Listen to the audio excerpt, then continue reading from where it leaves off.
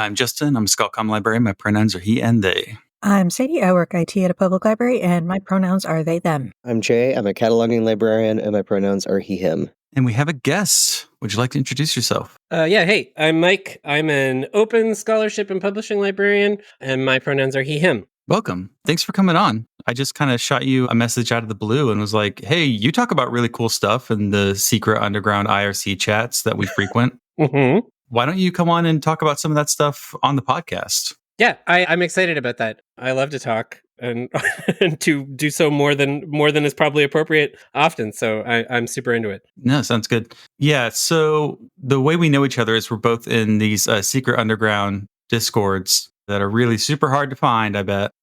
And we talk about like scholarly communication stuff. So it's all different types of people across the gambit of scholarly communications and like the metadata of it, the AI incursions, the way it makes all of us a little bit crazy, the leftist politics that kind of you more or less have to adapt. And if you don't, you end up as a weird kind of person who writes a blog called Skitchin. I used to work with that person, by the way. She's not the worst. No, the other one, too. I worked with two of them. Oh, no. Yeah. Oh, no. So then you're like, it's really important that publishers get their way on everything. It's like, oh, okay. Did you know that they're our friends? Oh, the publishers? Mm-hmm. I thought you were talking about the chefs. I was like, no. No. Mostly they just follow us on social media and steal our ideas. Yes, this is true. For the blog. Mm-hmm. Mm-hmm. Imagine what they'd be writing about if they were in the Discord, though. They would be like, what is the current state of when you nut and she keeps sucking? And it's like, yeah, well, they... Right.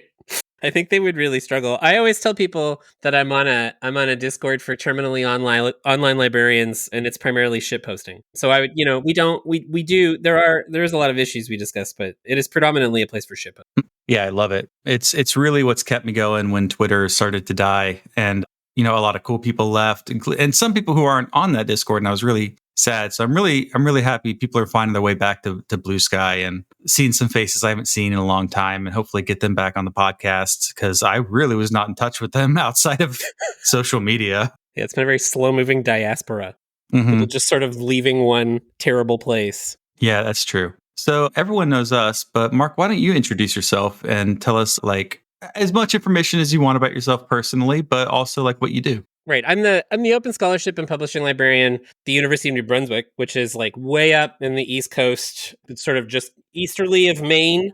And I started there maybe 2013, 2012. I'd spent years before that working in sort of a digital publishing part of the library. I was specifically using open journal systems by PKP, which we'll talk about here in a while.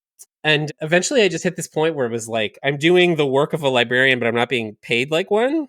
It would be really good if I just went and got the letters and got through it. I was lucky enough to end up, getting a job at the place that I had worked prior, which is also more or less in my hometown. And then I could step into a role where we really didn't have anybody doing Skullcoms before, and I could really sort of make it my own position. At the same time, I started working for PKP in probably, 2012, 2013.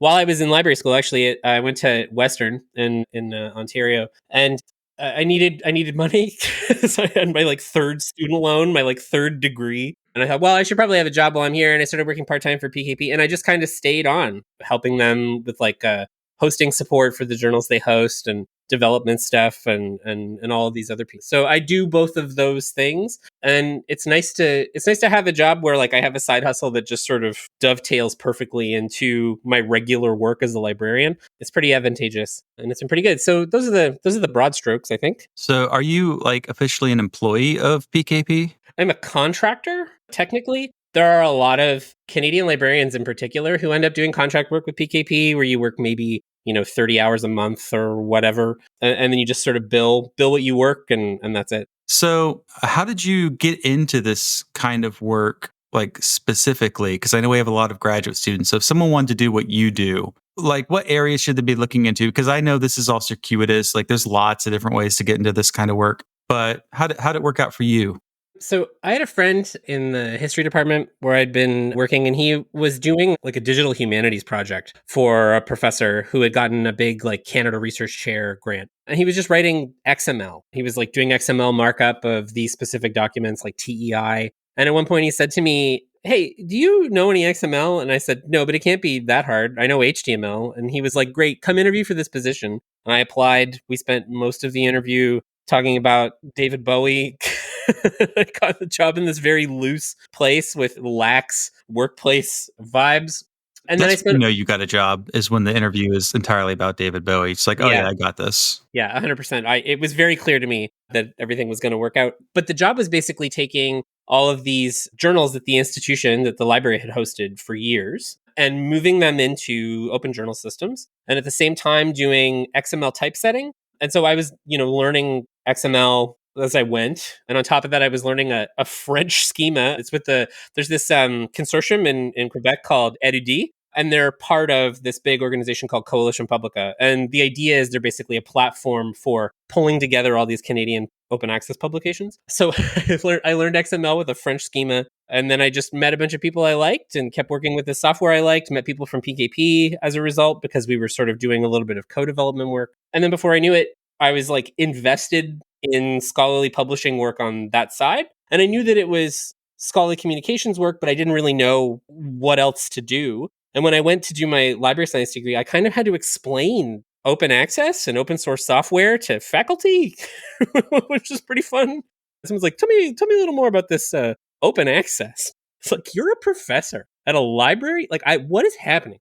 So yeah, there weren't a lot of people stepping into Scalcoms, really, I think, at the time. Now I would assume there are a lot more people stepping into that space than when I started. But yeah, it just sort of worked out that I was doing work that I liked and knew how to do. It was technical work I was capable of doing. And it helped that I'd spent time working in a library in a technical role before I went to library school, because that meant when I came out, I had chops and I'd worked in an academic library and I understood a bit about the setting. Maybe the worst thing about wanting to work in academic libraries is sometimes the requirement is that you have worked in one before. But when you have the letters, people are hesitant to hire you for something that isn't a library degree. So they say like, well, you don't have an MLIS, or you have an MLIS, so we can't hire you for this lower position. You're a flight risk or whatever. And they're less likely to hire you. So it's really hard to get experience if you didn't already have it before you started your position. So it kind of worked out that way. And there are lots of these jobs available at libraries. They're always looking for student assistants who have done this work. And you can say like, well, I did a little bit of markup, or I did a little bit of like web support stuff, or we did scanning in OCR or whatever else.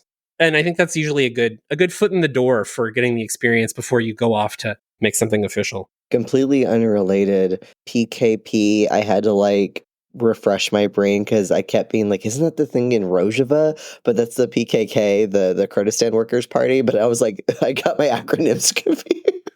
Yeah, that's legit. PKP also shares an acronym with the Polish Railway. So that also happens a lot. And I think the Communist Party of the Philippines, too. Yeah, sure. I mean, Chat's up. we're comrades, all of us.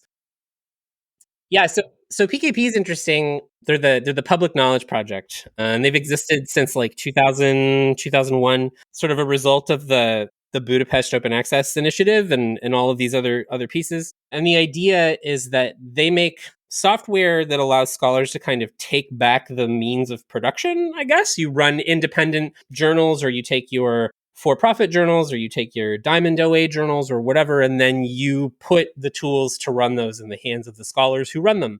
And they've worked for a really long time for an international audience. There's a huge volume of OJS users in South America. There's a incredibly, hugely growing group in Indonesia, just all over the world. It's really great. And it means that we also have a lot of like multilingual support and a really diverse group of users. The OJS community is enormous. And then PKP started making stuff like open conference systems, which is now dead, but was cool for a while. So if you wanted to run a conference, you could do your paper submissions or whatever. Open Monograph Press, OMP, and there's a preprint system, open preprint systems. But all of these software stacks have the same sort of goal, which is tools that get this stuff out of the hands of for-profit companies, basically. Before you got into doing that first job where you were working with like XML, were you already interested in like open software? Was that one of the ways you were like, you understood conceptually how openness worked? Actually, I think OJS was my start with, really, in a big way. But because I'm an elder millennial, I'd spent much of my youth just sort of breaking computers to learn how to use them.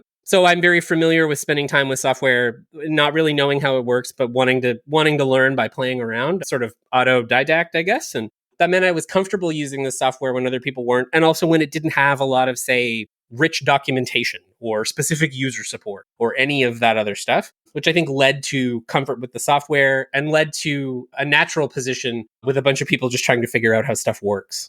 Yeah, and on that note, I don't know if I should bring that up later. Yeah, let's do it now. When it comes to like tooling, because you were saying like your first job was working with XML directly to do layout. What are some of the biggest tooling challenges that you run into like on a day-to-day basis, especially with like PKP? Because, people always need new tools to make things work. They can't do everything in XML or Yeah. by hand. Right. Well, at the time, the worst part was just that if you wanted an XML editor, they were all crazy expensive, right? Like I think we used XML Spy, and there was also Oxygen and a couple of these other systems that were like, I wouldn't say prohibitively expensive for a university, but obnoxiously expensive for what they were. And we weren't using, at the time there wasn't like Sublime Text or Atom or Visual Code or any of these things. So we didn't really spend any time using much more than these.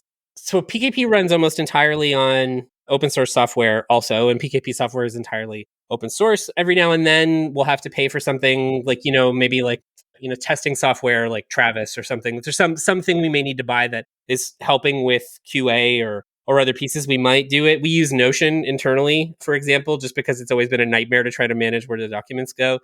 We use one for client support, but mostly we use open as much as possible. And the community keeps us accountable. We have this documentation hub that I linked in our notes here, and it's hosted entirely using Jekyll in a GitHub page. And I remember when we launched it, someone was like, it doesn't have search. And we just didn't, at the time, we didn't include it. And sort of retrofitting search didn't work. So we put as a stopgap just a quick like Google search on it. And there was like an outcry on the forum of like, why would you use a Google product? Like people were actively angry. So it's nice that we've got a community that holds us to account, I think, when we're using software that they don't support or they're not willing to bend on. So we're going to move the Docs Hub here, I think, before long. I think we're going to migrate to Hugo. And ideally, we're not going to have to worry about stapling a Google search to it. But yeah, people were real mad. So that's part of the objective too, is making sure that, at PKP, making sure that the software that we're using, we're not pricing anybody out. We're using as much open source stuff as we can. Our developers are all over the world. So everybody uses what they're comfortable using, so long as it's compatible with what everybody else is using. But we've got a developer, a bunch of folks in Brazil. We've got a couple folks in BC. We've got someone in Russia. We've got someone in Ukraine. This one guy in Ukraine was like working on a new email module while Kyiv was being bombed. And he would be like, I'm really sorry I was late for the meeting. And we're like, you're under attack. Like, what are you talking about? But just like this, like hugely dedicated group of people who work on, whatever they're comfortable working on. No, that's great. I guess sticking with like we have like these objectives in mind and we have these values in mind. How does like open infrastructure as a whole play into it? Like what's PKP's role in open infrastructure? Like what other organizations are they working with? How are they getting open out there in different ways? Right. So PKP, I think we've signed the POSI standards, the Principles of Open Scholarly Infrastructure. I've argued for years that OJS is open scholarly infrastructure. It's a publishing platform for many journals that pushes to a number of other places. In terms of organizations that we've done like co-sponsorship with, Crossref has always been very friendly to PKP. They have co-sponsored a lot of the work on their plugins and other things. So they've been really handy. We're currently working with Orchid on some Orchid plugin stuff. There's an open air plugin that we wrote. Portico, lots of other places that are sort of about pushing and pulling metadata. And typically what happens is like somebody wants a plugin. A good example of this would be one time I was asked to be the sole representative in a meeting with Authenticate about the new version of their plugin. And they said, you should really make us a plugin. And I said, you're a multi-million-dollar company that is a for-profit. You should pay us to make you a plugin. And they kind of understood. But if I hadn't have pushed back at them, they might have just asked us to do it. So sometimes we'll do co-development with people where they pay for the, sponsored development or whatever. And it's not really a platform we necessarily endorse, but they've paid for the plugin to exist in the software so they can, meet the needs of their members or whatever. But a lot of the time what ends up happening is a plugin is developed by somebody in the community and it's used by a lot of people who use the platform. And then we adopt it and we maintain it. Maybe somebody retires, for example, and there's a plugin that, or someone switches jobs and a plugin they maintained just goes unmaintained. And so we adopt it and pull it into our repo or we write it into core. So it's just part of the software. So it's a real kind of push-pull between all of these organizations. There's a DataSite plugin. There was a Medra plugin. Nobody ever talks about Medra, but we had a Medra plugin. There's a lot of these. So if there's some interaction to push or pull metadata out of a publishing system, we've probably had at least a conversation. I would describe us as having had a reasonably functional relationship with Google Scholar for a while, where we could get into meetings with them and have conversations about how the content was being indexed. To me, that was always kind of surprising. Yeah, because for a while, I think anything hosted on OJS was basically went straight into Google Scholar. You didn't really have to do anything else. Yeah. It's all of the meta tag stuff was kind of automatic, and you didn't need to stress too much about it. But whenever there was a problem, we could talk to the folks who were at Google Scholar. It was Monica Weston at the time, who's no longer there, but she used to be really great. She would meet with us basically right away, and we would try to solve problems collaboratively. I can't say that's always been our relationship with Google Scholar, but for a while it was our relationship with Google Scholar. Speaking of Google Scholar and open infrastructure, what's the relationship with discovery and open infrastructure? Because we've got Open Alex now, which took the Microsoft Academic Graph, was taken over by the people who made the Unpaywall browser extension, and they're trying to basically build a free version of some of the most expensive software a library can buy, which is Scopus and Web of Science, and trying to make it work, which is, they're doing a great job. But how's the field of that in terms of, just from where you're at? Yeah, we're actually really lucky. So someone who gets talked about a lot in our circles is Juan Pablo Alperin. He runs Qualcomm Lab in Canada, and he's also one of the directors at PKP. I've known Juan since he wasn't even done grad school, but he's in this position to sort of push a lot of these things and always wants to work with folks. So he's doing a lot of work with Open Alex these days. And one of the things that Juan had kind of identified and he's been pushing for the last couple of years is this idea that in order to be in Open Alex, you have to have DOIs, but not every journal has them, or they might be cost prohibitive or whatever else, technical overhead, or they don't have someone to update, or they're running an old version of OJS and they can't be in it. So Juan was working on this. So PKP has this data collection thing called the Beacon. So if you install OJS, it sort of pulls basic metadata. So we know how many installs there are. We know how many institutions are hosting. We know how many journals, how many articles are published in OJS. We're not getting big user stats, but we're getting these sort of broad picture of what OJS looks like. And Juan realized that if we just had everybody with OJS and Open Alex, we wouldn't need to worry about DOIs at all. And I think they're just going to do it. They're just going to make a plugin, send the data. They can send Beacon data now, but maybe make a plugin that just does this so that Open Alex, anybody using OJS is just getting their stuff pushed to Open Alex, which I think would be great. Yeah. Super great. Yeah, speaking of discovery, so in one of my previous jobs, I was a metadata and discovery strategy librarian, and part of that was that I maintained our Primo V discovery layer. And also part of that was we moved our special collections, digital collections, into our institutional repository. And we had bpress, which, I don't know if you've worked with bpress, it has the most annoying metadata in the history of the world, which I think its metadata works well for journals, right? It's very journal-focused metadata. It's about affiliation. It's about article level. It's very easy to fill out this exact Excel template that they give you. And then they have, a crosswalk to Dublin Core for that. But it's meant for this one specific thing. And so anything that deviated from that, but still had to go in that system, and then making that discoverable, not just within bpress, but within Primo, was a nightmare, a complete nightmare. And then imagine telling Google Scholar, hey, we want to make this discoverable. It's well, how do you separate, faculty publications from this a historic dress collection Right. that we put in there because Fedora 3 would break if you looked at it funny. And so we just had to put it in BPress, right? Like it was like so hard to get all of these systems just to fucking talk to each other, let alone the fact that like different journals have different ideas of what metadata is important and what taxonomies they use They and sure what do. those standards are.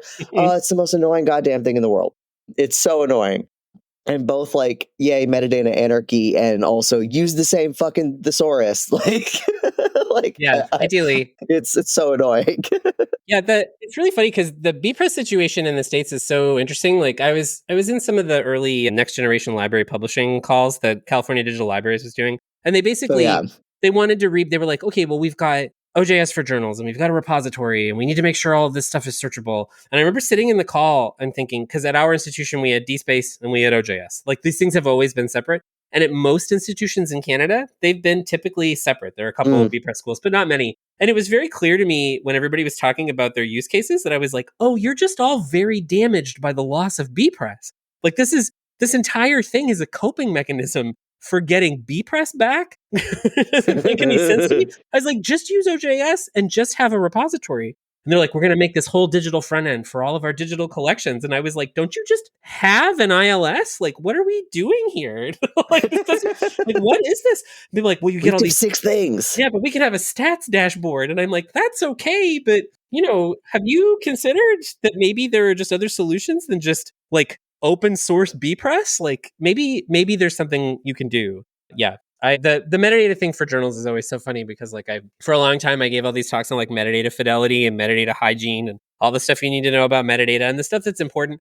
And it is important, right? Like you want people to make sure that they're not feeding trash into this like shotgun blast of metadata across the internet. But the other problem is that like people are fallible and metadata is also just bad. Like as soon as I could kind of just embrace like, what if metadata is supposed to be a little bad? Maybe it's like loving an ugly dog. It's like it's okay. This is how you're supposed to be, I think. Yeah, my attitudes on like metadata being just like good fucking enough changed real quick at my current job because like as large as our collection is and how much we put through and just how hard it would be to clean everything up because things come from like 6 different vendors. It's like as long as someone can fucking find it, like it's fine. Yeah, like totally. Do you have a wrong indicator somewhere? I don't fucking care. Just it's fine. Just move on. Yeah, they always, I've played in bands for years, and we always have like, when you're just a little out of tune, there's like a threshold for like close enough for rock and roll. Like, this'll do. Yeah. I'm not 100% in tune, but it's enough. Yeah, exactly.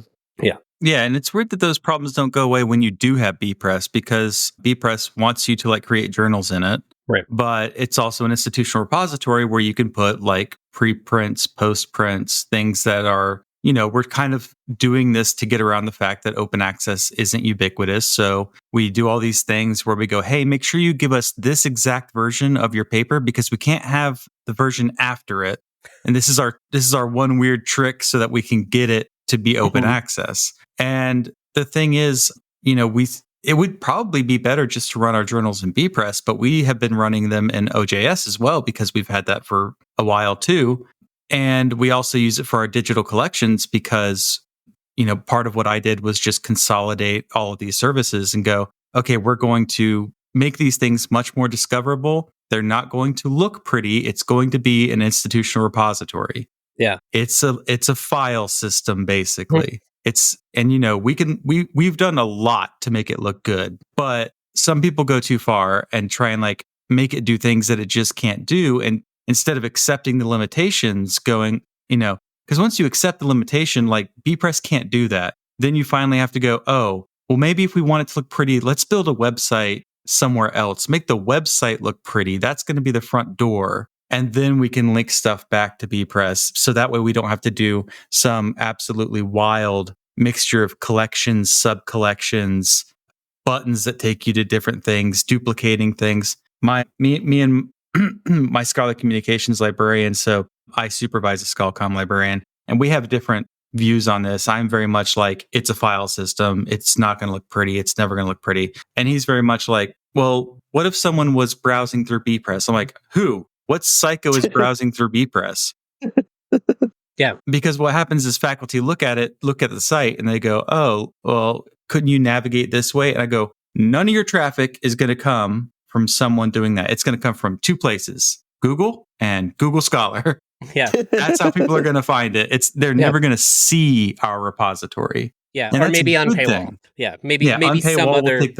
Unpaywall will take them straight to the PDF. You will never see our repository. So there's no point making it like try and do things. It's fine to make it look pretty, but trying to make it do things that a website does is just, it's not what this tool is for. Yeah, we had this. So we used to run a repository system called Islandora. And Islandora was made in Prince Edward Island, and it was like a Drupal front end. It was middleware. It was a Drupal front end and a Fedora backend. And Islandora was kind of like a jack of all trades. And we were the institution that actually paid for their Scholar module, which was their IR module to be ported to Drupal 7. And basically, every time we tried to get Islandora to do something that we thought made sense, it could only kind of do it. But because we were a Drupal shop and a bunch of our other sites were Drupal, we kept trying to fix these problems and contribute back to the community. And it was always an enormous nightmare. And when we knew that the writing was on the wall for Islandora 7 going EOL, and at the time there wasn't an exit strategy, we decided to move back to DSpace. And our developers were like, well, we're not a Java shop. Moving back to DSpace, we can't fix or customize or do whatever. And I was like, yeah, that's great. We can just say no to people.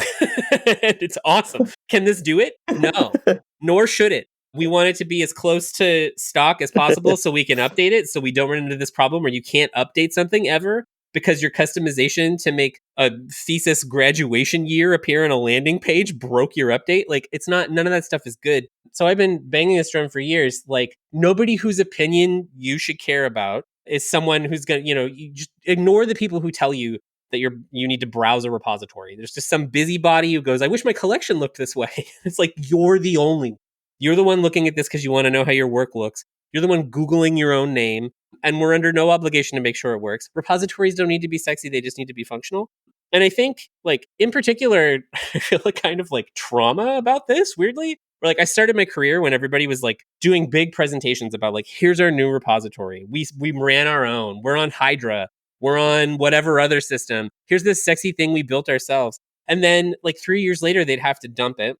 And at one point I said, like, I don't want the repository to be a project. I just want the repository to work so I can do my fucking job. Like, just let me help people upload files. That's all I needed to do. Like, none of this stuff is important. All this branding can go. All of these extra functions, just like standard metadata that goes where it needs to go. And it works. I often say DSpace is like the Danny DeVito of repositories. It's like, it's stalwart and everybody knows it. It's got a low center of gravity. It's hard to knock down. It's just straightforward.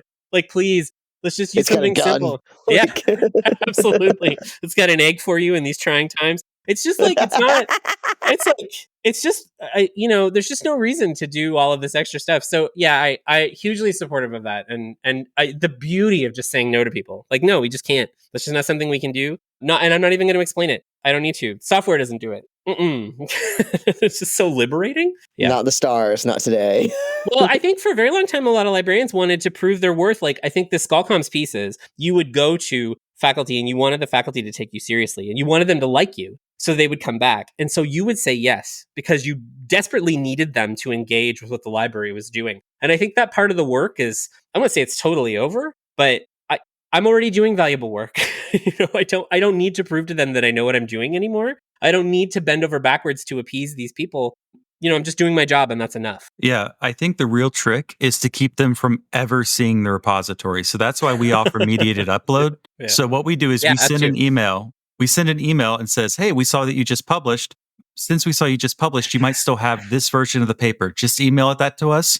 We'll put it in the repository. I'm sure we've got tons of faculty whose work we have in the repository who've never seen what the repository looks like. And that's good. Yeah, that's what we want it to do. Mm-hmm. Now, when we migrated like a bunch of stuff that was living on a website, because the website hosting is like, it's unstable. There were a lot of these like oral histories, these videos, these documentaries. We'll put them all into bpress. And then what you'll do is reorganize that crazy website you had and then just link it to the video. Right. And people will go directly to it. They'll see as little of the repository as possible. Yeah. And I think that's kind of what it needs to be. Although I do in my heart still want like haiku or something. I do want to have that and I want to play with it. Right. But I know, And in fact, this is the next thing I was going to ask you is consortial models. So my university is part of Texas Digital Libraries. They host all of the DSpaces. They host all of the OJSs. And like you said, they don't customize it because when you've got to update 200 journals, 200 OJS instances, you can't have everyone customizing stuff because it's going to break. So, and it's already going to break anyway. I mean, you know this because I was talking to you about like something that just was acting weird in our OJS instance one time. And was like, why can't I see the error report? That's weird. Okay, whatever. But imagine how much worse it would be if everyone was trying to get their UI to look different. And yeah. I mean, it's not my space, right? I mean, in some ways, like the if a person is hosting their own content and they want to take on the responsibility, go for it. You know, in OJS, you can upload a CSS file, and that's often enough for you to do whatever kind of damage you want to do to yourself. That's easily resettable by clicking the revert to original button.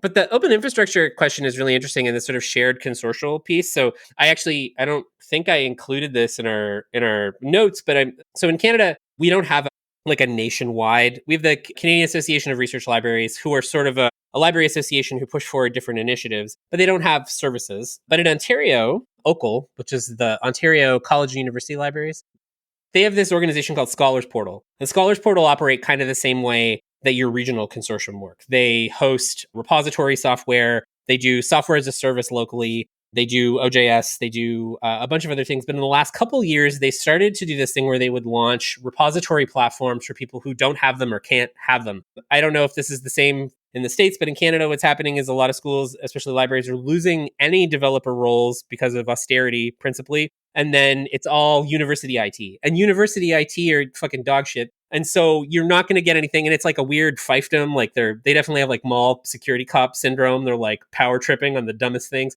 And so what's happening is when somebody needs a data repository, they're like, oh no, there's a data policy in Canada. What do we do? And like, well, we should run a Dataverse. And so what Scholars Portal is doing is they're launching like a nationally hosted Dataverse install so that schools can have one there. And they pay less than they would pay for software as a service from another place. And that project's called Borealis. They always have to have a cute name for the thing. So it's just a big collection of Dataverse installs. And most Canadian institutions are on Borealis. And I'm on the metadata and discovery experts group for a new project called Scalaris, which is the same thing, but with DSpace. So all of these schools who have ancient installs of DSpace 5 and no staff to update them, or they've got something bespoke, or they're on Content DM or whatever they're on, they need to have something that works. And so they can approach Scholars Portal and have their content migrated, and it all lives in this place. And so in this case, that distribution is really nice because it takes the customization out of people's hands. And the biggest struggle we have in talking to librarians about this, and I think like I'm from a different perspective, right? Like in the publishing space, metadata is relatively rigid, right? Like you know what you're going to be giving to people. It's like stuff that exists in JATS. It's stuff that exists in Crossref. You know, your title, your abstract, your affiliations, your references. It's like it's really not too complex. But one of the things that have been happening in repositories for years is people just staple whatever the fuck metadata they think is important that they want to appear on a landing page. And they just put all kinds of stuff in, and they put it in stuff that isn't Dublin Core. It's made up like DC degree period. You're like, what is this? And why is it here?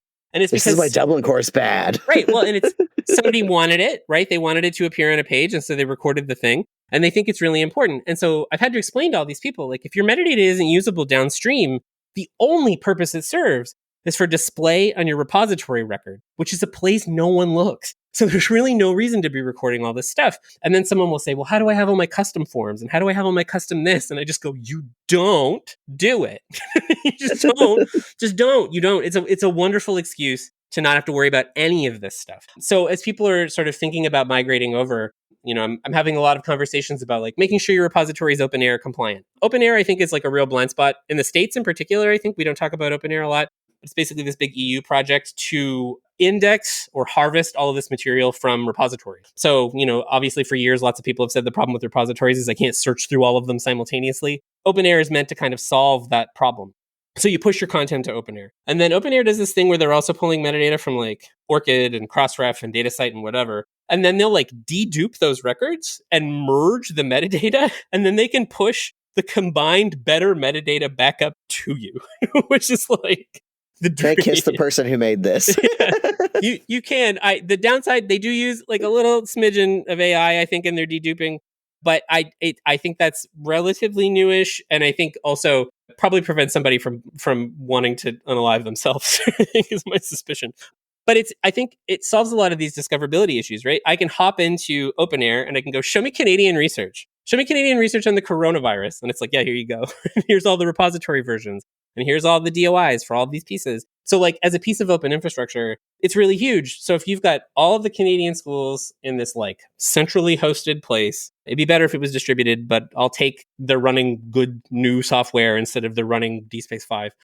And they're all pushing their stuff to OpenAir, then it's more discoverable than it would have been generally. And they don't have to wrestle with Google Scholar or wrestle with these other things because Scholar's Portal will do that for them. Yeah, OpenAir's, I'm pretty sure even when I was running, so my first time getting into Scalcom, I was a generalist librarian. My job title was metadata and emerging technologies, which was what I got instead of a raise, was I got that job title.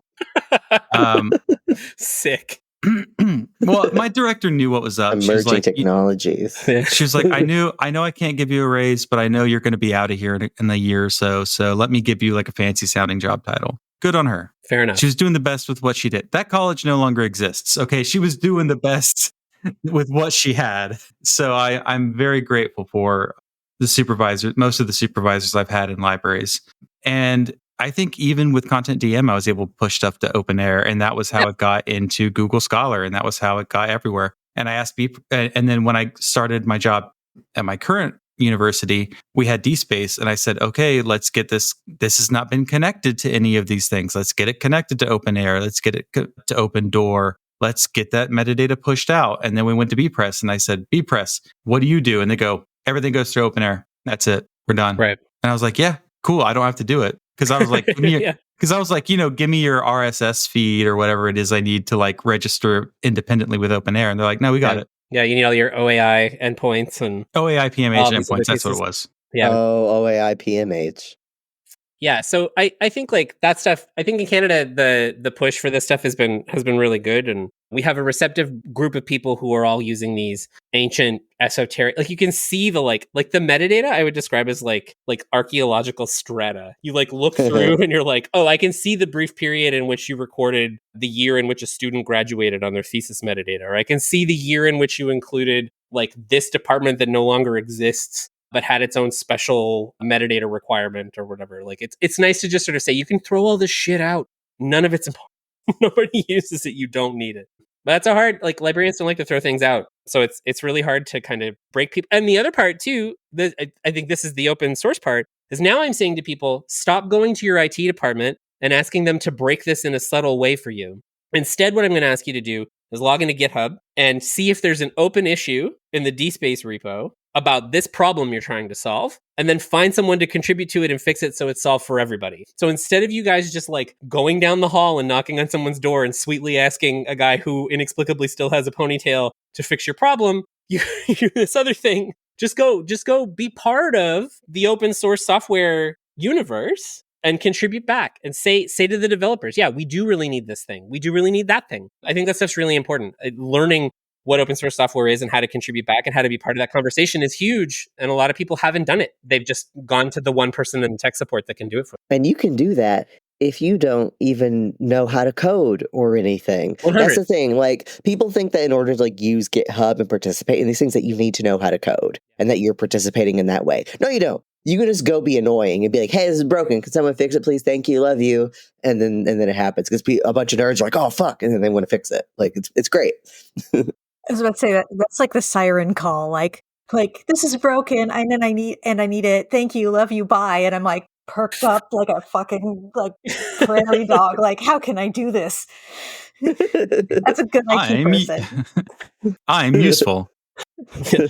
People love feeling useful. I don't want to get on a whole rant about like motivation at work, but like give people like freedom to be able to do stuff and give yourself that freedom by learning, how to contribute to community projects and say, if GitHub is like not your thing, maybe you're more of a writer, get into fan fiction communities and just learn how communities do things.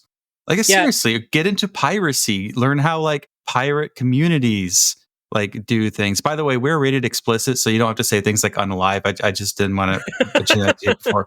We've been rated explicit a long time, so you're not going I to. say faggot too much. You don't Yeah. need to say, by the way, get into piracy. You need to say get into preservation. No, I meant piracy. I but sugarcoat it. This is one of the things I love about working for PKP, right? Like we do, so there's at a PKP sprint, which they hold all over the world whenever. We love a sprint. They encourage people. They're like, look, you don't need to code to show up to these. And so most of the time, half of the room are people who just like OJS or work with people who use it. And then they sit down at a table with some developers and they try to figure out a scope for what a project would be to work on something that isn't working for them. And then that turns into a deliverable project. Or our documentation is heavily community supported. They do documentation sprints like every Friday. People log in for an hour and they just work on a couple docs that need updating. And they push it all back up to GitHub and it's taken care of. Like having people sort of contribute and feel empowered to dig in and not intimidated, and they're working with other folks in that space. I think it's huge. And it means down the road that those people are picking up more tasks and they're showing up more in GitHub and they're reporting issues because they get more comfortable and they understand it. Yeah, it's sort of like Wikipedia too. Like maybe you're not going to write the Wikipedia article, but you can go to the talk page and be like, are you sure this is like the right term for this? And that's, you've documented it. You've documented like, hey, this is a problem, I think. I don't think this is like the right word for this demonym, like I've seen that one. I've seen the N word written out in talk pages and hyperlink. The guy felt the need to hyperlink the N word in his talk page for Inuit because he had a point to prove. Cool. No, thank you. No, so thanks. maybe don't go on Wikipedia. But anyway, it's the same idea. Yeah. Wikidata is where all the cool nerds are. Yeah. Which I still really I've never just sat down with it and done anything. And I really, really want to. Hopefully I'll get to in the future. I want to. On the topic of like consortial work, because like that, I got two different questions. I'm not sure which one's more on topic.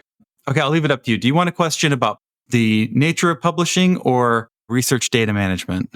I know why research data management is front of mind for you at the moment, but I think the nature of publishing is more my vibe. Okay. So the nature of publishing, something I've been thinking about for a while is, the way that we have like Texas Digital Libraries is all these OJSs are hosted for us. All these DSpaces are hosted for us. They get consortial group rates on DataSite to mint DOIs. If there was a parallel organization, because unfortunately, you've got all this software, all these great tools, but a journal requires a community to work it. Mm-hmm. And it requires some level of technical support beyond what someone who is maintaining OJS can do. You need, in particular, people who can manage the workflow so stuff doesn't get lost, tag people, copy editing. Copy editors don't need to be too specialized. So I've always wondered, why aren't we building publishing consortia where there are people on staff who know how to copy edit, who know how to ingest a manuscript, and who will say like, okay, TDL has your OJS running. And since you're a member of this publishing consortia, your faculty members, your editorial board will work with this consortia to get those issues out. Because one problem we've been having in particular is if you want to be indexed anywhere, you have to publish regularly. And even the easiest one, which is the Director of Open Access Journals, you have to publish once every 2 years. And that's too much to ask for some people due to turnover, lack of interest, lack of rewards. And it's not like it can't happen. Like there's one journal where I had to say, you should really, if you can't get indexed, what's the point of making this a journal? Because otherwise you can just put these essays into a collection in the repository. We don't need to deal with OJS anymore. The repository is easier to work with. If you want to be indexed, or if you want to have something scholarly, why not make a scholarly monograph? We have press books, another open source thing. Why don't you just make an edited scholarly volume? So the real issue is, one, do we need more journals? Which I think we do and don't. We need journals where they need to be created. We also need commercial journals to flip to these OJS hosted open source things, because ultimately the journal's run by people, most of whom were public servants most of the time, unless they work at a private institution. So from your work, because I know you work with a lot of different committees and across a lot of different things, how viable do you think that kind of model is? Like, is that a world you would like to see? Yeah, I mean, other than copy editing, which I think is the kind of the white whale here, right? This is the real cost and the real issue, and maybe layout editing on top of that. XML typesetting, those are kind of the big ones, right? Like making your galleys and making sure nothing looks like crap. But everything else is pretty well taken care of. So Coalition Publica in Canada is kind of doing this thing. So the way they've managed to do it is you are a Coalition Publica member. Many of them are library published OJS journals, and they pull all that content in. And then they sell that content through the Canadian Research Knowledge Network, CRKN.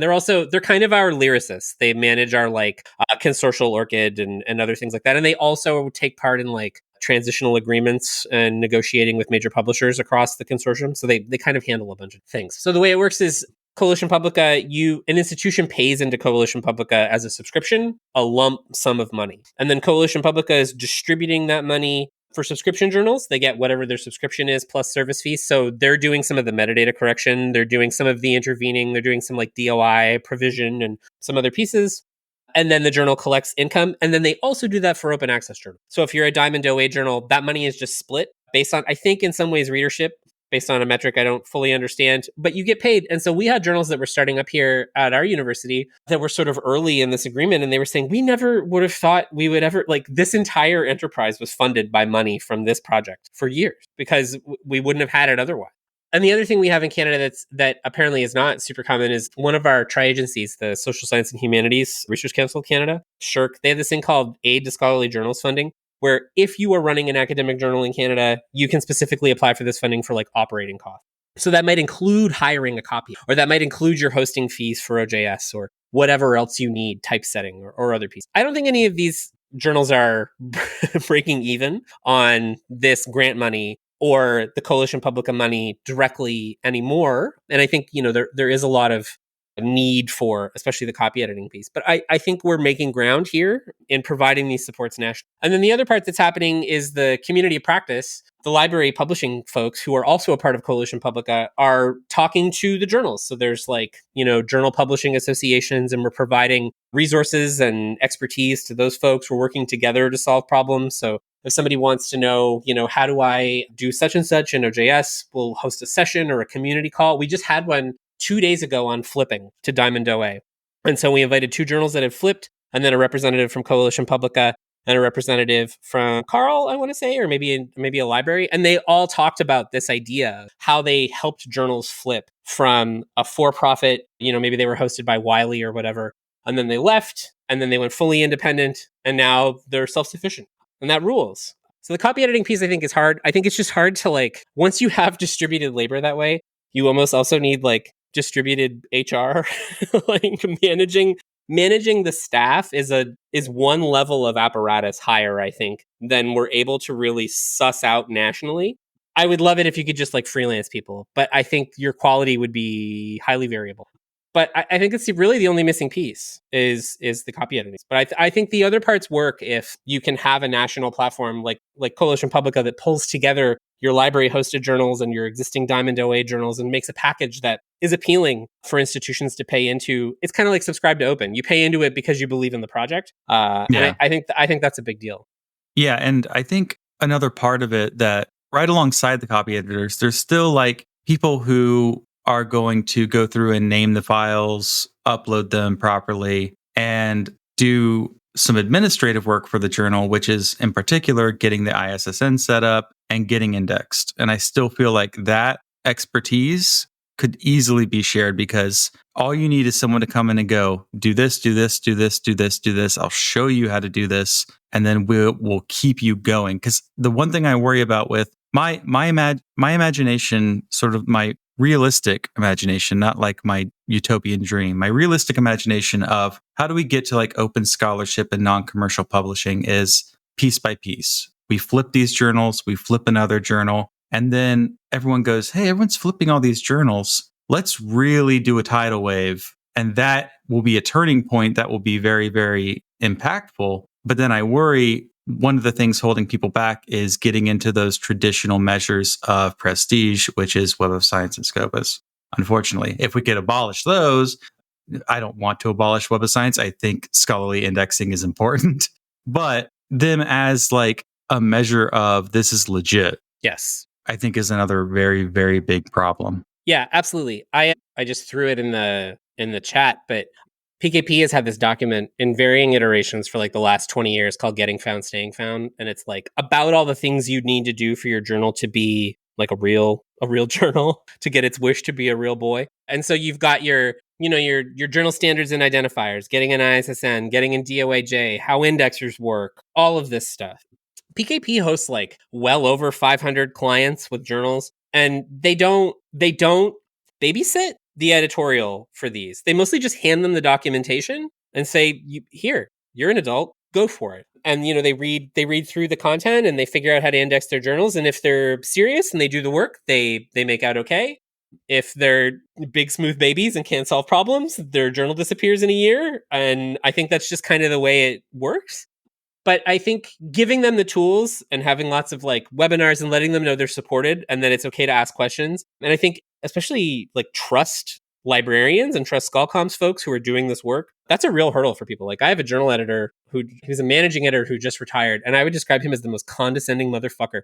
Like every time I talked to that guy, he was just like looking at me like I was the biggest fucking idiot. And then he would ask me what the difference is between a website and a web page. And I just wanted to curb stomp him. I was losing my mind at this guy. And he was like hired to usher their journal into the digital age. And I remember I showed him one time that you could do like Control C, Control V, and it fucking blew his mind. Like this stuff, like I think there's an age of editorial that is quite literally dying off, of people who are intimidated by the idea that if something happens on a computer, it must be difficult. And so I think we're seeing more folks adopt and embrace tools to do this stuff on their own. I think they're a little bit more adventurous. I think they're tired of or were radicalized by people like me screaming at them in sessions when they came in to hear about what publishing is, that they want to do something a little bit different. So, generational change in academia is a long road, right? But I do think we're starting to see people understand that traditional publishing doesn't really work for them, and they're looking for other alternatives, and they're willing to lean in a little. Yeah. I mean, I'm going to push back a little bit on like letting the big smooth babies fall by the wayside for two reasons. One, faculty have way too many responsibilities, and Yeah, that's true. it's true that things are going to fall by the wayside. So if they don't get their journal indexed, they're like, well, I ran the journal this year. I didn't get paid any extra money to do it. I'm sorry I didn't index it. It's not going to get me fired. So I do like the idea of having like administrative staff who can help people index. And also the problem is when people are under supported, they burn out. And these are the people that we don't want burning out, because they're not big smooth babies. They're people who believe in diamond open access. And it's like, if these people just go, well, this shit sucks, that can't be good either. Yeah, no, you're right. That's true. Yeah, and I do hear you. Like I think, we've had a good mix of editors that are well-meaning people who don't have time and who are toxic nightmares who just want to be difficult. We definitely have had a blend. I mean, both exist, but yeah. When I'm talking about making a critical mass of getting diamond open access, I think we have to make sure we're not losing people along the way, especially the people who give a shit. Bullet point 4. What do you wish librarians and library staff understood about metadata? Like more librarians should know about metadata. I think in my work, metadata myth busting. Yeah, I think in my work it's kind of twofold. One, I'd alluded to earlier that like more metadata is good. I don't necessarily believe, like, there's a point where you've sort of enriched a document enough that you can just let it go.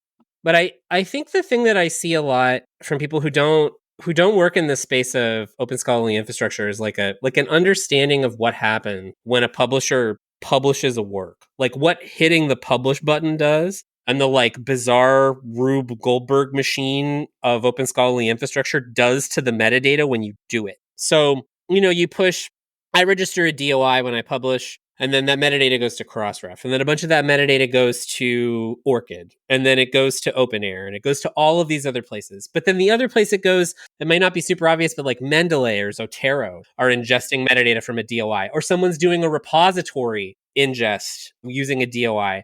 And they have an expectation that like the metadata will be good because a publisher provided it, which is not a given. Lots of publishers could give a shit about metadata. They don't benefit from making their metadata good for anything other than their own indexing platforms. They don't have to give anything to Crossref if they don't want to, other than a title and an author. I was working on this metadata project for multilingual metadata, and one of the things we found this like chunk of records from, it was Springer, I'll shame them, and they had like 10,000 or 20,000 records in our sample that just didn't have title fields. And title is a required field in Crossref, but what they did is they just jammed a single white space in there and just put up a bunch of records, and they just left them. And I know that they've been asked to update them, but they just don't. And so this idea, someone's like, yeah, I use Zotero.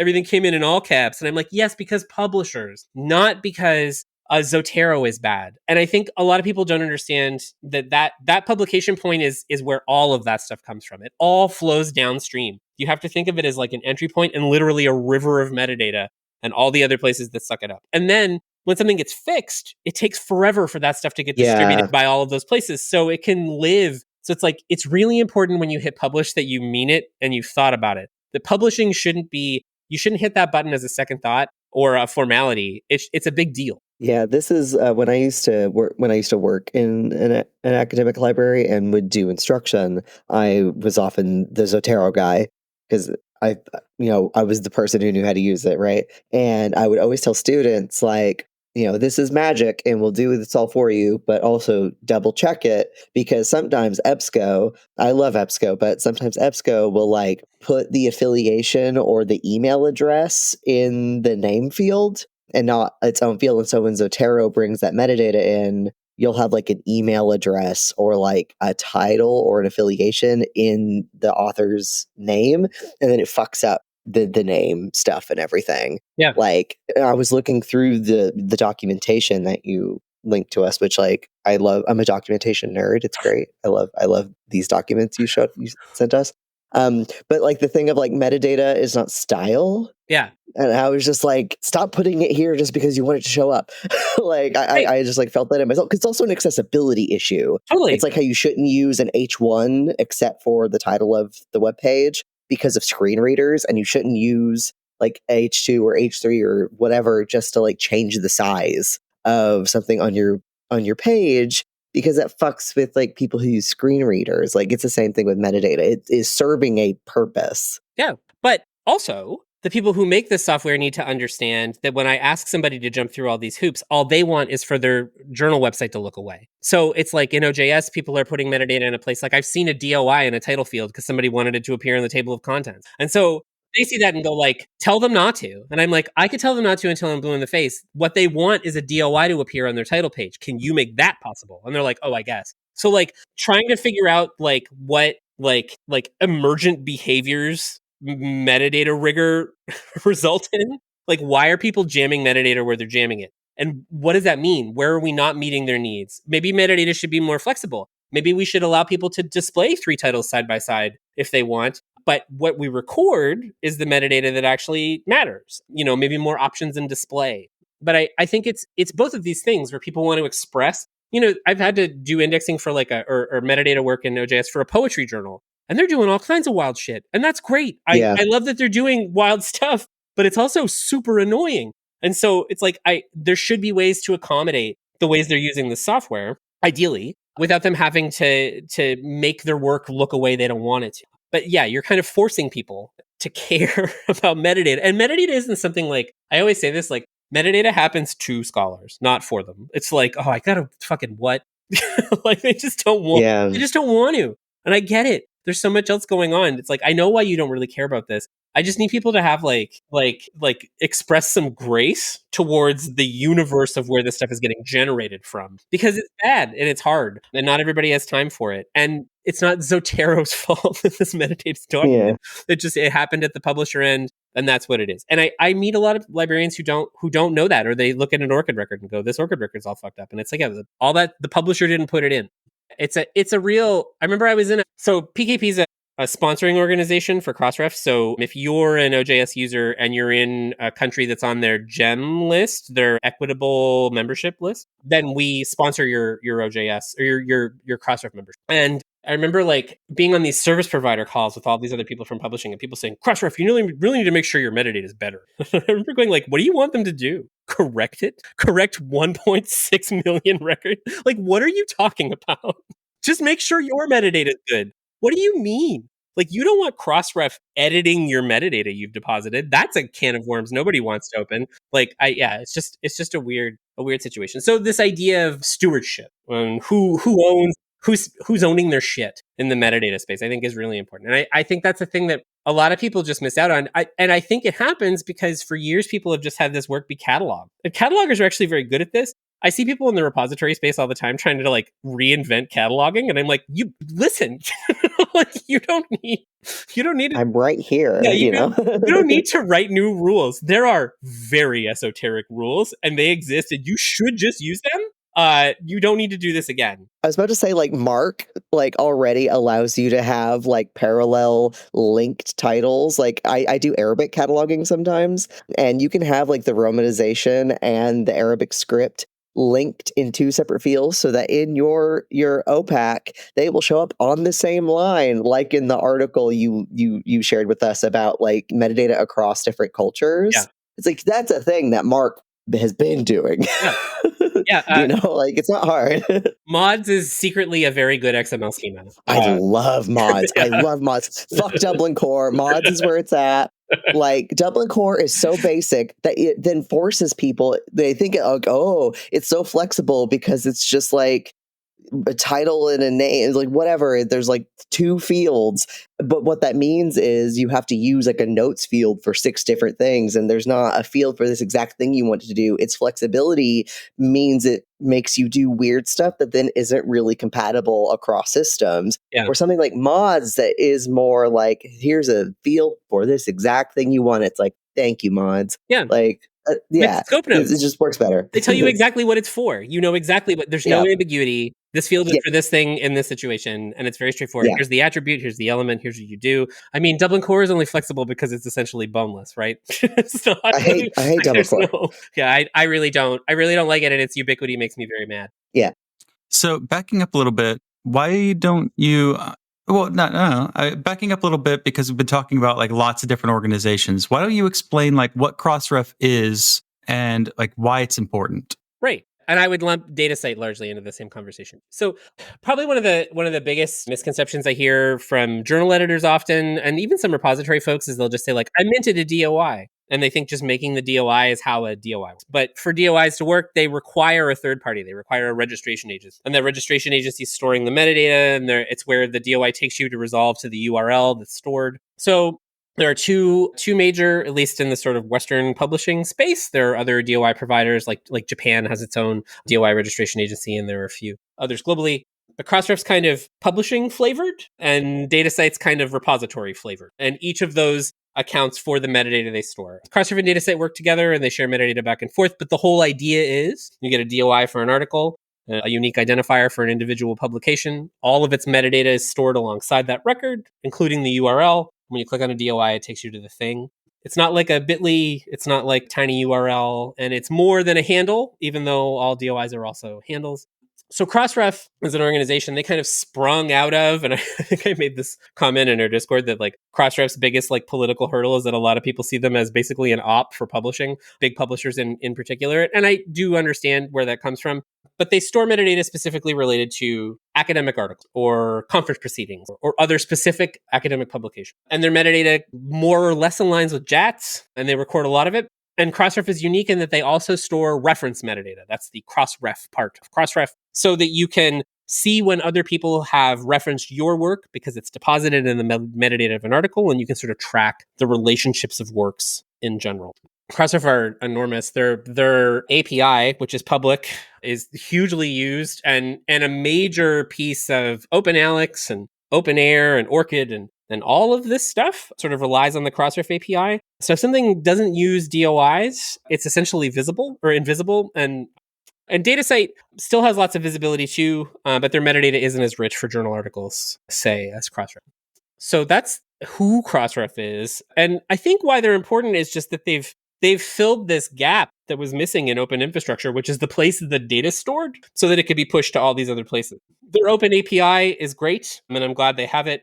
They have, I think, really generally put their money where their mouth is in terms of being a major part of open scholarly infrastructure. They hand that metadata to whomever. They are not picky. Their membership fees, like I know, for some DOIs are not affordable, but $1 a DOI is not crazy. And Crossref have recently said that over 50% of their revenue comes from smaller independent publications and not the major publishers. So it's clear that lots of people are using their services. But I think it's that connective tissue, right? It's like the thing that's holding all of the metadata that gets pushed into all these places. Because otherwise you would need to be indexed by ORCID and all these things individually. But if you push to Crossref, then that metadata is just available and out it goes. So that's why they're important.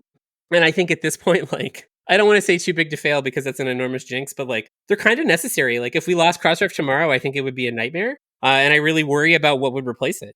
Elsevier owned Crossref would be, Oh God. or Clarivate owned that evil Crossref to the universe. would be a true nightmare. It would be truly, truly awful. And I do think, like, I remember I was in a PKP sprint with a Crossref staff member, and somebody at one of the OJS sort of community members said, we're really worried about this idea.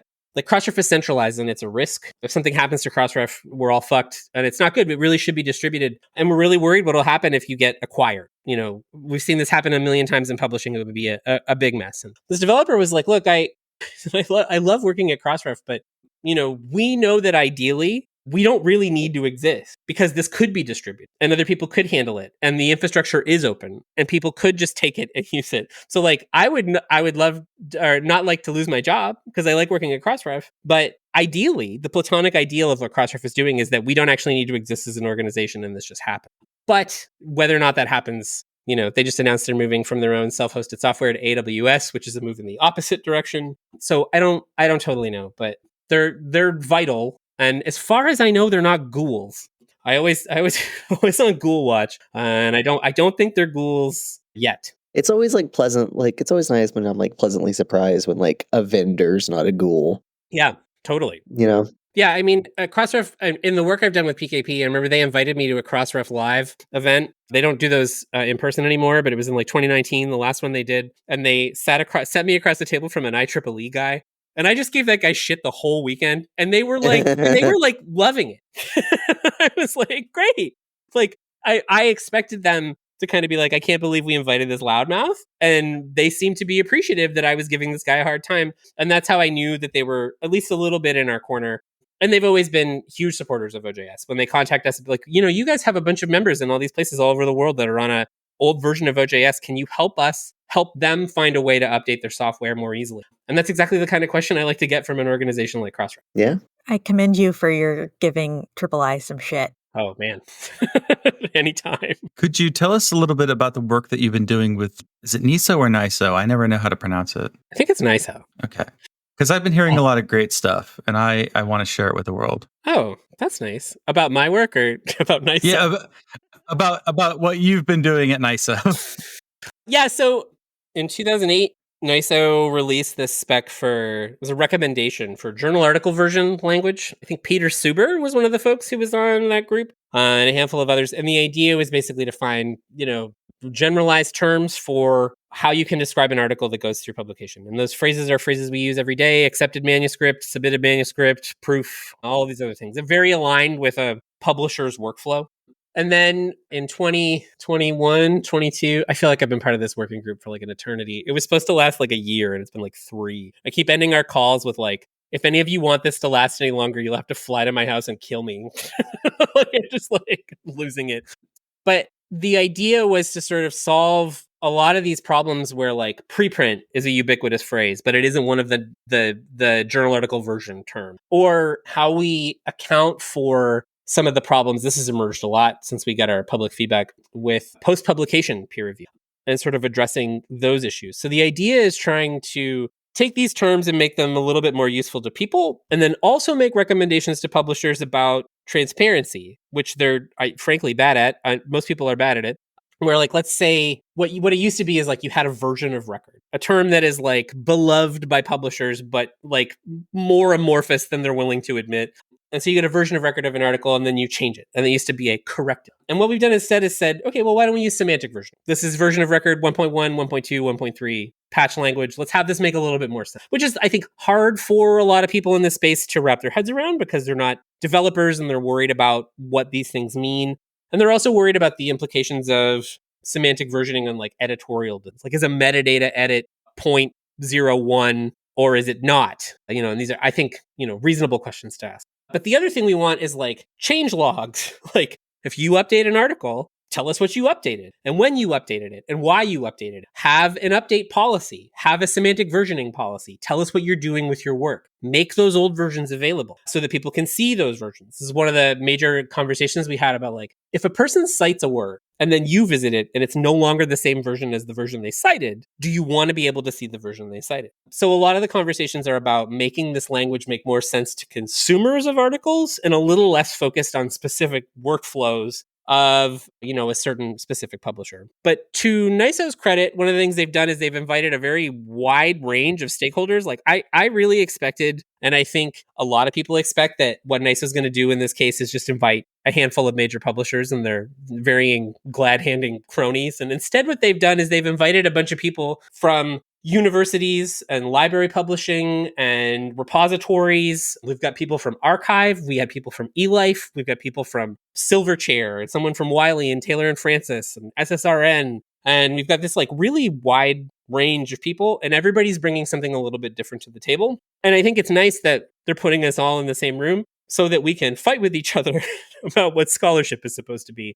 And I think that's probably why it's taken 3 years for us to write this thing. In some ways, it's one of the most exhausting pieces of work I've ever done. It's like you sit down and like someone's like, we need a subgroup about the definition of an article. I'm like, could you please kill me now? Like I can't think of a way that would be more brutal for me to spend my time than the definition of an article. But I wrote a big chunk on the definition of preprints and basically said like, look, preprints are so amorphous. Who knows? Here's author's original, here's submitted manuscript. One of these is mostly for repository people. One of these is mostly for public. So I think the work is ultimately rewarding, albeit exhausting. But I think the idea of semantic versioning and journal article versions could be really good. But because it's just a recommendation, I don't know who's going to adopt it. I do know on the PKP side, as soon as I revealed this, I had developers saying, we would love to do this. Let's talk about incorporating this in the next version. So they're already excited and they're already moving in this direction.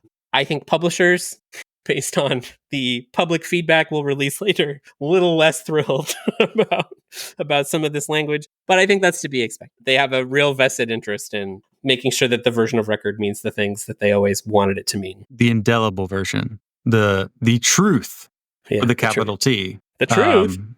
Yeah, absolutely. The version that does not change, even though there's a field for corrections, and there were more retractions last year than there's like 10, like what was it, 5 to 10 times more papers retracted last year than the year before. There's a serious scholarly communications crisis, but we don't have time to get into that.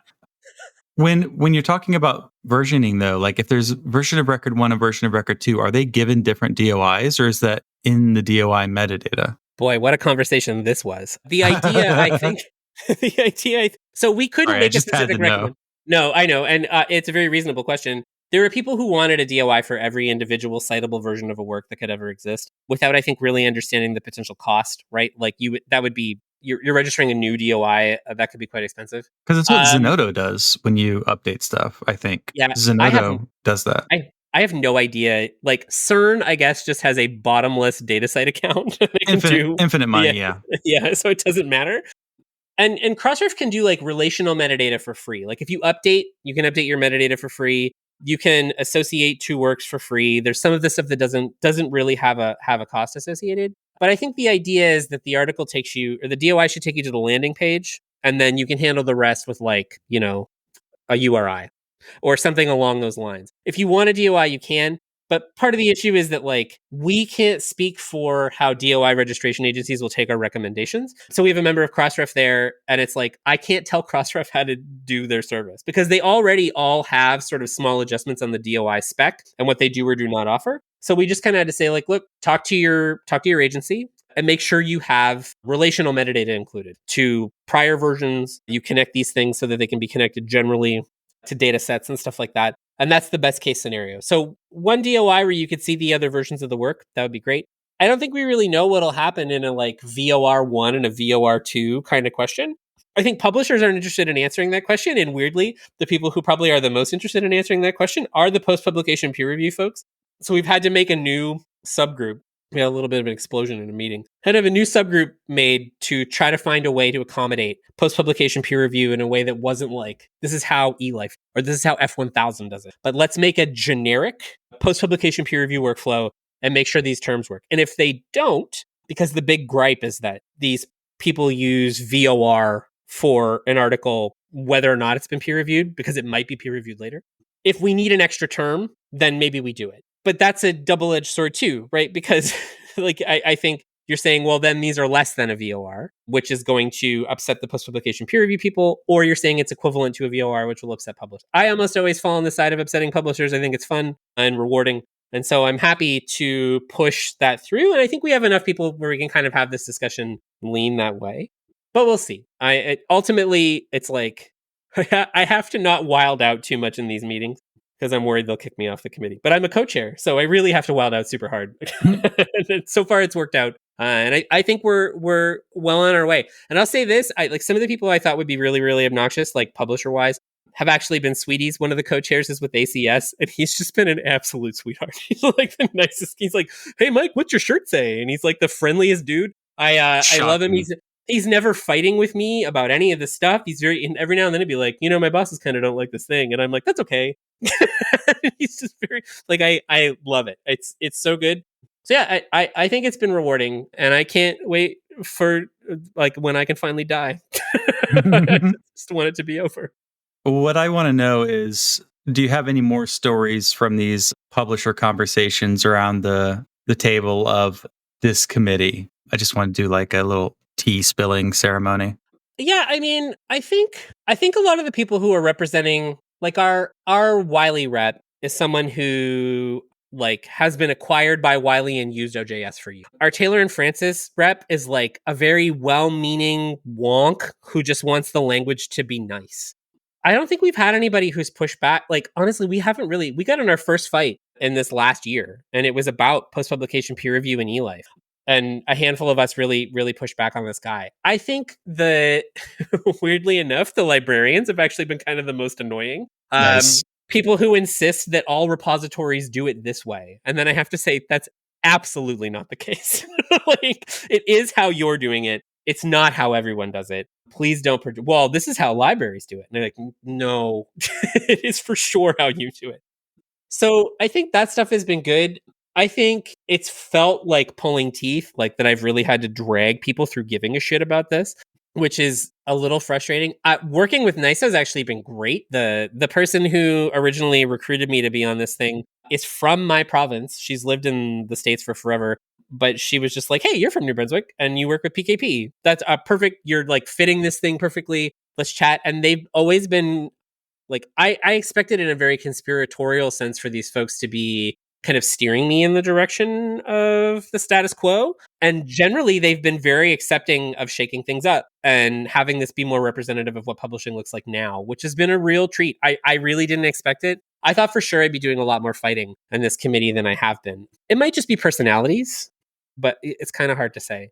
I do wish that some of the voices that had dropped off the committee had stayed on it. Like we had an eLife rep and eventually they just had to step down. In a committee like this, the last 3 years, some people they get a new job. Like I think probably 5 or 6 people on the committee ended up in a new job and they stepped down as a result. So we lost a lot of potential voices. I would have loved to have eLife around to have this conversation about these. But really, it's been surprisingly trauma-free. Except from when this guy from SSRN wilded out about eLife, and then I had to see if we have a code of conduct. It was not something I was expecting to have to do. We don't really have one, by the way. It's basically just be nice to people. There's not a NISO standard code of conduct. Like nice.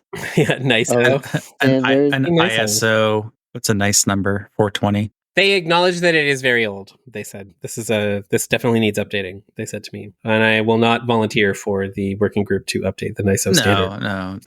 No. If you're on another committee that's gone 3 years, you don't have to sign up for another one to fix something. No, it's like jury duty. Yeah. You've done your time. Yeah. So this is the question I tried to make sure to prep you for ahead of time, which is like, in your ideal world, what would this publishing system look like? And the example I gave is like, after the revolution, is there still Crossref? Yeah, and not as we know it, I think, is the answer to this question. I do think that distributed systems are the way to go. Obviously, we've seen a lot of people get acquired. We've seen, varying problems where, an Azure server goes down and then, a million websites are offline. I think distributed hosting in this space is the ideal, I think, the platonic ideal. And I think DOIs meet that same criteria. When we were talking about this in the Discord the other day, I mentioned that Core had this conversation about investigating a spec for something to kind of replace the DOI as an identifier that was distributed. And I don't really know if that's going to have legs, but it would be nice if it did. I think what I would like this publishing system to look like is obviously just a lot less capitalism. That'd be super cool if we could just have less blatant extraction. I think the overwhelming theme of the last bunch of years is I feel like I'm fighting with Skitch and all of these other folks who exist in a universe that no longer exists. And they believe publishing to be infallible. They don't understand that people are doing peer review with ChatGPT and that that's maybe a problem. They don't understand that peer review doesn't mean what it used to mean. We had a lot of feedback in NISO about peer review and why isn't peer review included in the VOR description. I had to say, well, because lots of things that are versions of record haven't been peer reviewed. It's just the case. And also, peer reviewed isn't this pinnacle of quality the way you believe it to be. Peer review is flawed. I think what I'd like to see is more people sort of investigate the status quo and think about what they're doing. More established professors kind of understand that this is a problem and not just do it passively. When I talk to researchers a lot, I always tell them to publish with intention. Think about where you want to publish and why you're publishing there. Don't come to me after and go, I thought I needed to do this, but they want an APC. And instead go, I knew exactly what I was getting into when I published here, what kind of stuff they publish, and I thought about it. Where you publish matters. I think it's a big deal. Less emphasis on metrics would be beautiful. More emphasis on people not getting screwed or publishing under duress. One of the other, we're just starting to look into our assessment criteria at our institution. I would describe them as light for what we get paid, and we're faculty, and it's really nice. But we don't have any publishing requirements. And I don't think publishing requirements for librarians are good. I think the state of library publishing is an indicator. I think it's real bad. Yeah, I think a lot, because a lot of the people who are doing library publishing never had to do like a PhD in comprehensive research and all this other. It's like a lot of the time it feels like a book report to me.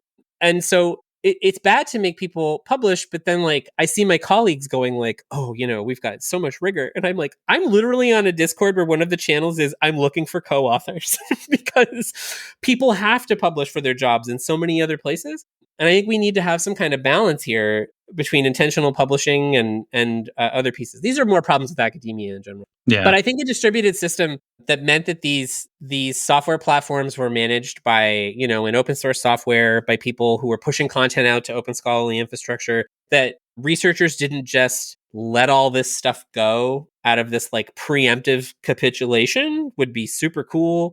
And literally any engagement with the idea that how you publish matters in any way would be a real treat beyond just the phrase high impact journal. I would if I could just flush that phrase down the toilet forever, I would do it. So those are kind of the broads. I think Crossref does good work, but I think they know even that super centralized one big API on an AWS server is not a forever thing. And so I hope that there's a better world ahead. Of course, as recent events indicate, it is harder and harder to expect that may happen. So Crossref is like a big ledger, right? So what if we had a distributed ledger? No! That way everyone will have the transparency necessary to see where the ledgers all lived. Do one time I was in a conference and it was a guy from the New York Public Libraries talking about using blockchain for all of their circulation information. And I was like, you can't do this. I can't think of a worse idea than having a public ledger for all of your circulation statistics. What? Jesus. I mean, Ex Libris already collects all that shit, and it's the most unsecured shit in the whole world anyway. Like, Yes. Jesus Christ. what's one more thing? You know? Yeah, it's not often I hop into the chat in Zoom to just write, what the fuck are you talking about? But like, no, stop it. Stop that. I know you like DPLA was gonna do some blockchain shit at one point. I was like, girl, stop. Why? brutal. Just make a backup. There you go. Now it's distributed 2 places. I do want to mention before we're done, real quick, just because Jay had noted multilingual metadata and some of the issues in multilingual metadata and the challenge of like flattening language and culture. I think it's actually a really Yeah. interesting problem. And I think it's an interesting problem in 2 ways.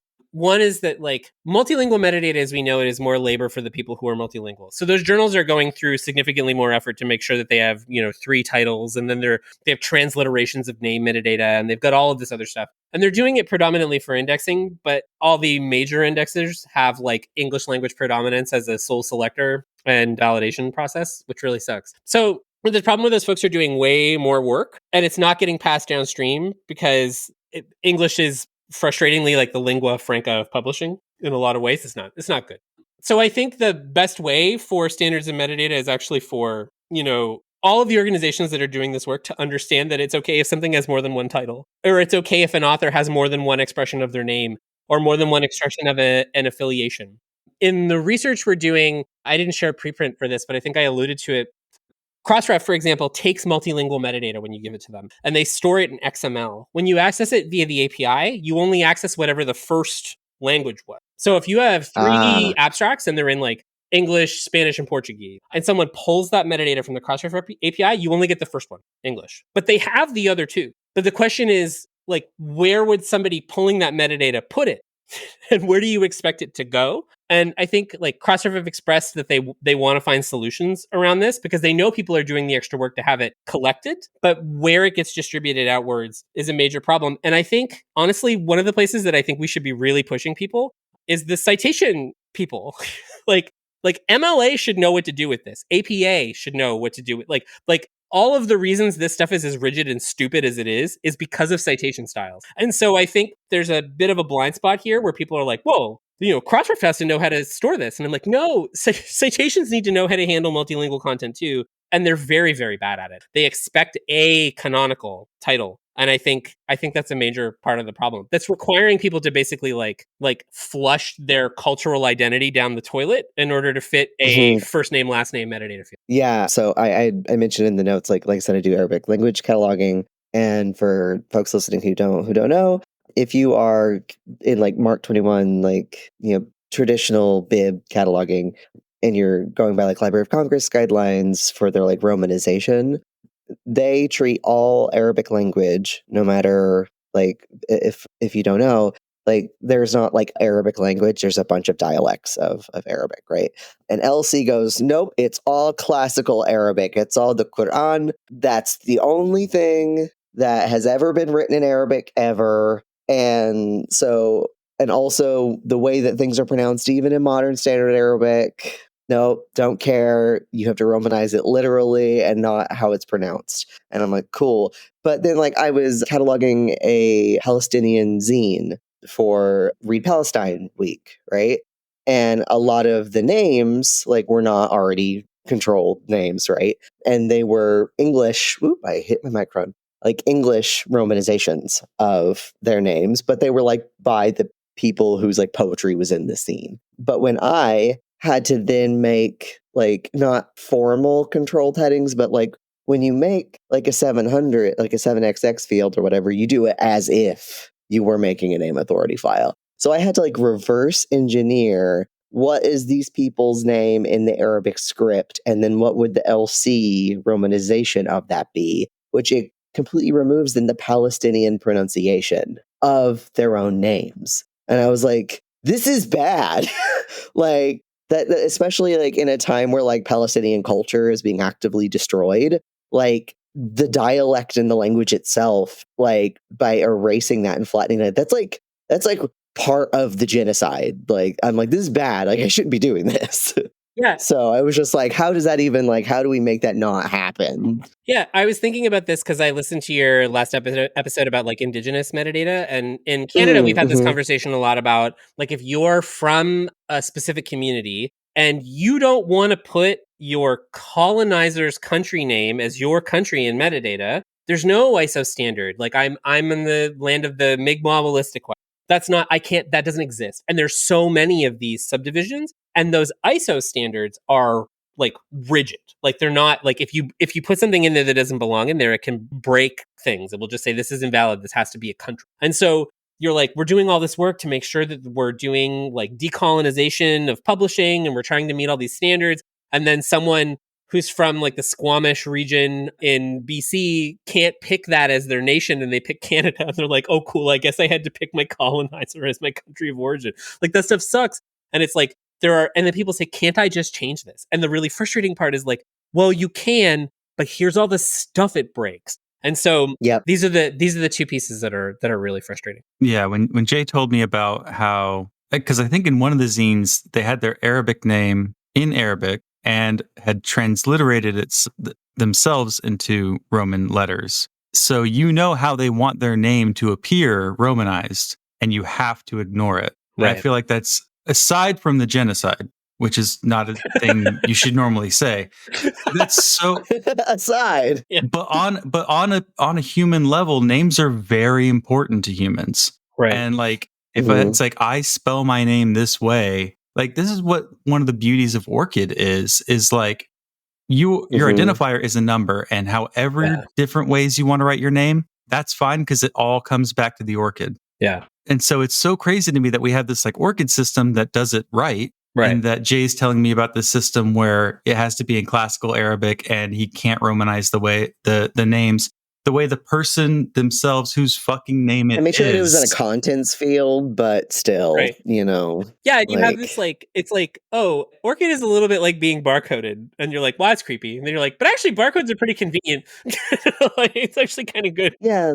Like, I have my dead name for all the world to see in my ORCID because my thesis and my 2 scholarly articles that I've ever written that like get cited and shit are in my dead name, and it would be a pain in the ass to ask the journals to change it because that doesn't get pushed to someone's Zotero or something that's like already been published. Like, my name's not going to magically change in all the places it's cited. So it's like, fuck it, just put it in the ORCID. People can know. I don't fucking care. Like, and that just makes my life easier because then I don't have to go be like, man, can you please change my name on this thing I published in 2017? It's like, I don't fucking care. Just put it here. It's fine. I mean, they probably would, and this is like an ongoing conversation about what you can change. But this brings me, actually, you want my ideal world. Here's 2 hills I'll die on. 1, all name fields should be a single string, and there should only be 1 citation language. These are, I will go to the fucking grave for these things. All names, single string, 1 citation language. That's it. That's all I care about. That sounds like something like some like Christian fundamentalists would use as like fear mongering about the Antichrist. Like they only want 1 citation language and they'll be barcoded. Yeah. They want to eliminate Vancouver. Vancouver's beautiful. I mean, one of the sketch people is never mind. Jay, one time didn't you just put your ORCID in the name field because you didn't want to put a version of your name? Is that not what happened? No. What I tell people to do, and Bree Watson, shouts out, friend of the pod, has written about this and like mentioned me as a way of doing it this way. I tell people in my ORCID, if you're going to cite something that is published by anything other than J. Colbert, so if you were citing something published by my dead name, use my initials, like use JL. That way in like APA citation language, it's going to be the same no matter what my first name was when I published it. And also put my name in the citation. So like ideally there should be like a field in like a bib citation for an ORCID or like some kind of like identifier so that it can be like, hey, this is this name, but then here's where you can go back and look at this person's works, like as an easier way of tracking them down. So it's like use my initials and put my ORCID in there, but I don't just have the ORCID as my name. That was pretty cyberpunk in my imagination. No. I just have Colbert JL because all library science uses APA, and that uses initials instead of first names. So that's why I picked my boring ass stupid name that I don't like, so that my initial didn't change. Fun fact.